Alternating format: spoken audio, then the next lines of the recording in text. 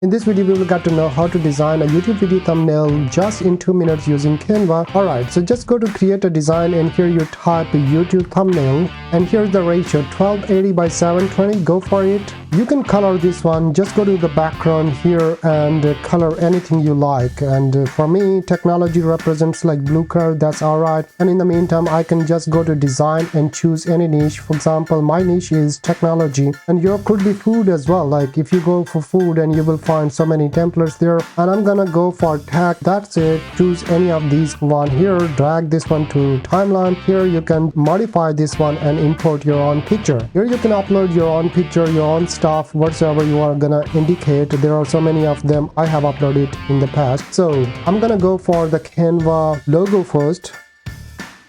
And here you can delete the extra information you don't like. Alright, so this is done. You can adjust it according to your own requirements. Now you can go to upload and upload your own avatar or picture if you want to show. If you don't want to, that's also okay. It's alright if I don't add my own avatar. There are no good photos here. I can go to emoji and add a new flavor in this one. Bring any of these emojis I like. I want to place it here. That's an indication, and now I need to press Alt 1, and now these are the layers.